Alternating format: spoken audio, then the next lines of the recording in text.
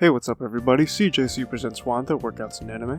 Here is an in-depth wish list for what I desire for the upcoming new content in One Piece Pirate Warriors 4. The rest of this video will be broken down into the following 4 parts. First off, overall wants in the game. Then we'll discuss the Onigashima pack, DLC pack 5, and then finally DLC pack 6. Before we get started, be sure to like and subscribe if you enjoy the content thus far, and also leave a comment down below as to what your wishlist will be. With that being said, let's officially get started with overall wants in the game. A key aspect to note, a data mine has leaked a new mode in Treasure Log. As such, one of the wishes I hope for in DLC Pack 4, and I think the rest of the DLC packs, will be new missions. I love if the new missions would include DLC characters for packs 1 through 3 as regular enemies and allies. I also would like new enemies added to the mix, like Kanjuro as an NPC. If possible, I'd love if we get updated dialogue amongst characters. The only time we really got quote-unquote new dialogue is whenever the DLC characters talked. However, they're never acknowledged by Day 1 characters. I'd hope to see missions like sieging the Big Mom pirates, since many of the important ones, outside of Oven, are in the game. Katakuri, Perospero, Smoothie, Cracker, and even Pudding, but dialogue only, of course. She's not playable. I want missions dedicated to the original 3 DLC packs before we even get missions for DLC packs 4 through 6. It's almost been 3 years since we've gotten Odin, who was the last character to be released. This amount of time almost warrants enough time to make a new game entirely. Until all of DLC pack 4 is released, we shouldn't see any missions relating to it. This way, we can enjoy the game as much as we can. It's either the missions are released at the end, or missions are released with each character. I think new stages would be awesome as well. Mind you, there aren't that many new stages they can do. The only one that fits would be a more accurate Onigashima, but I don't think the devs would want their vision to be completely forgotten. If they add new islands or cities that we've never seen before, I think that would be awesome. One Piece is full of adventure. It's not like a Dragon Ball game where we have to constantly replay and revisit the entire story. Don't get me wrong, I love being able to explore the islands we visited, and you can do that in a myriad of ways. However, it's the exploration of new islands that makes the games exciting, like One Piece Odyssey or One Piece Worldseeker. I'd love to see if they go in this route. I'd also like to see better usage of the 4-player missions as well. Musou games aren't designed for PvP, but you can still add some aspects that can make the game competitive, such as the bounty missions, or adding missions like who can conquer the most lands. There can also be island raids. You and your teammates have to protect more land than the enemies you're facing against, and they could be random every time. In one mission, you'll face the Straw Hat crew, in another mission, you're going up against the Yonko, and then in another mission, you'll go up against a truce amongst East Blue characters. Just as an example. There's so many things you can do with those style of missions. I hope they take advantage of that because the online 4-player is very limited to what they have. Cosmetics is another thing I want more of in the game. Where Pirate Warriors 3 succeeded, costumes were in abundance throughout the game. Mind you, Akainu doesn't even have his Fleet Admiral attire. Even in Pirate Warriors 3, at least they gave him a beard in his quote-unquote New World costume. Hell, even Kizaru got a new costume, and mind you, it was just a different colored shirt that he wore under his jacket. I think I speak for everyone when I say we want different cosmetics for these characters in Pirate Warriors 4. Give us Lucci in his CP0 fit, and with the mask. Give us film outfits. Give us Dynasty Warrior outfits outside of Hancock and Law. I'm still confused as to why Pirate Warriors 3 makes the effort to give us the black robed outfit Crocodile pulls out in Marineford, but does give him the same treatment in Pirate Warriors 4? And yes, I want to see a new costume for Yonko Buggy. Sorry for the spoiler alert, anime fans. The Battle of Onigashima pack is coming, with Rooftop Luffy and Gear 5 dropping this September. According to a datamine leak, Hybrid Kaido and Yamato will be the other 2 characters. In terms of wishlists, I don't really know who else I'd ask for. These characters are perfect additions, and I'd love to see how Conqueror's Haki is utilized in their movesets. And of course, we're getting Onigashima Law's costume. Well, this is all old news, so what can I even add to the wishlist here? With Law's costume, I hope he isn't the only one with new threads in this DLC pack. Check out my last video where I point out that these characters are being hinted at. I hope Zoro, Sanji, and Big Mom get new cosmetic upgrades. And I don't want it to stop there. Law, Zoro, Sanji, Big Mom, and Kid have brand new moves along with their costumes. Well, not so much for Kid anyway. I'm not asking for brand new character models with different movesets like how Rooftop Luffy could potentially getting. However, you can get away with creating new characters by simply updating the character's super moves pool. For example, Zoro's new costume will have him wielding Enma. He can get access to the passive skill Sovereign Strength, and having his unique Conqueror Haki wave. Here's another way you can get away with not making a new character model: a new full force burst for the characters. Zoro can have a full force burst that gives him advanced Conqueror's Haki supers and incorporate advanced Conqueror Haki in his regular moveset.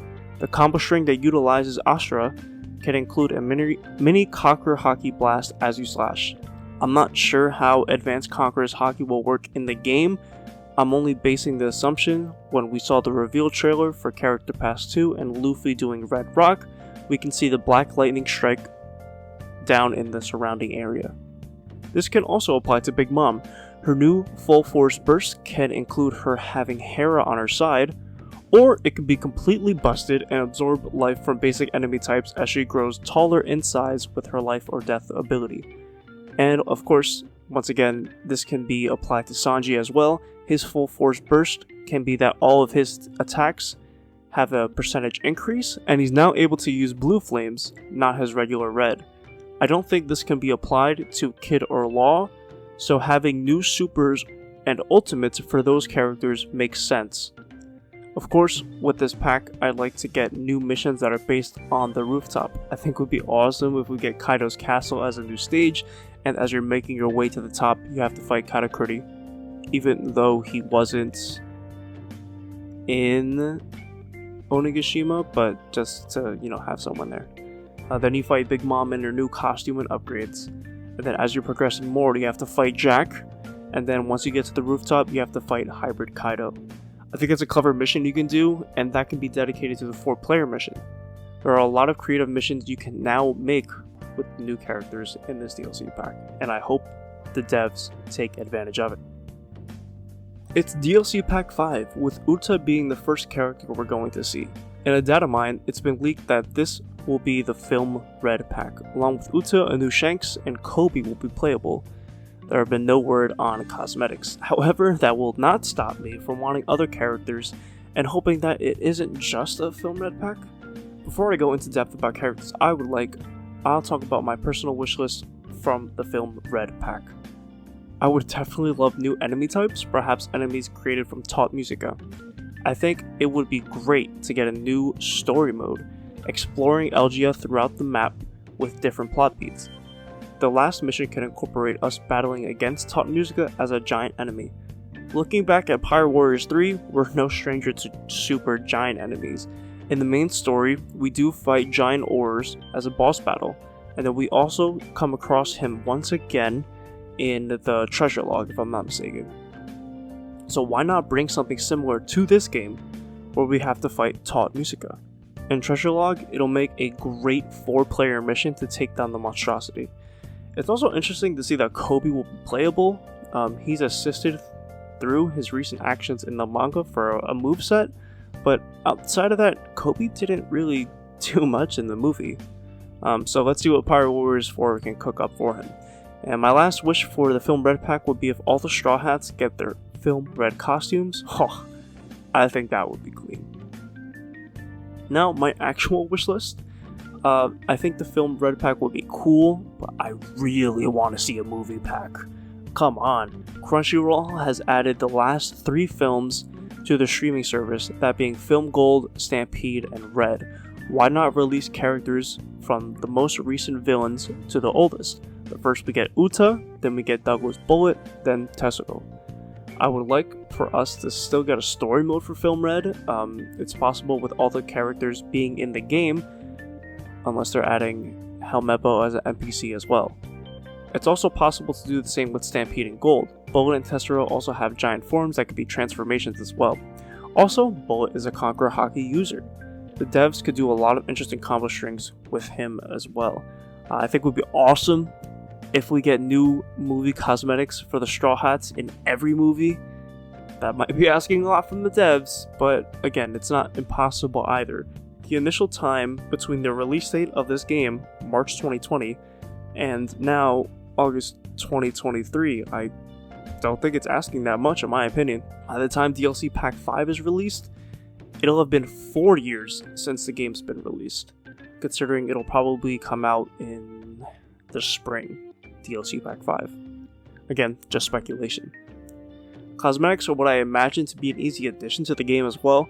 They aren't new characters, they're just a different skin, so of course I'd love to see missions in the treasure log that correspond to each character, that make them either, of course, enemies or allies. An example of a mission would be you either take the side of Don Quixote pirates or Tessero, and they have to battle it out for the king of the underworld. And then if you side with Tessero and you defeat Doflamingo, Kaido comes out as a secret boss. I think that would be really cool to do. There's a lot they can do. I hope they maximize on the creativity as they can develop a plethora of new missions. The last DLC pack of Character Pass 2 is going to be DLC Pack 6. As of writing this, well, you'll be hearing this actually. I don't recall what the leaked name was for the DLC pack. However, the characters leaked are Gold D. Roger, Prime Garp, and Young Rayleigh. And I'll be honest, I don't know why the fuck Rayleigh's here. He has no business here. I get he has all 3 forms of hockey, but he hasn't shown us quite much, frankly. He clashed with Kizaru, blocked a young Marco with 1 finger, and knocked out an elephant. That's it. To be fair, you could say the same for Roger, but the hockey feats can be incredible to see how the devs create his moveset. So, who would I replace Rayleigh with? Well, why not Son Goku? It also helps that he is a Conqueror Hockey user according to the Viver card. We can have a young Son Goku and an old-timer costume for him. Instead of his Buddha being a transformation, I personally think it might be best to have it as a super move or an ultimate move. I think it would be awesome walking around as a giant Buddha, but again, the only thing Son Goku has done in Buddha form is punch Luffy. And that's it. Even the enemy type of the giant Buddha that he utilizes in Pirate Warriors 4 really isn't doing much outside of stomping around and punching. So, not really much to go off of there. He has a bit of combat in Burning Blood, so maybe they can use that and incorporate hockey-based techniques. Garp has shown us what he's capable of in the manga, and I would love to see him just punching from a distance. I would love to see a Prime Garp and a costume for the current Garp that we see today. I would love if Garp's full force burst is him taking off his Vice Admiral jacket and then just him in the dress shirt. I think that'd be clean. As for missions, we could have a new true Pirate Warrior mission that has you battling against Roger at the end.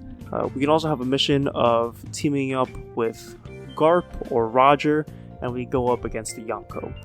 I think the only costume in this DLC pack that would make sense is a costume for Prime Whitebeard. And that brings us to the end of today's video. I hope you enjoyed. Let me know what you think of my wish list for Character Pass 2, and also please let me know what it is that you wish for as well in the comments. I'll see everyone down there, and in the next video. Peace.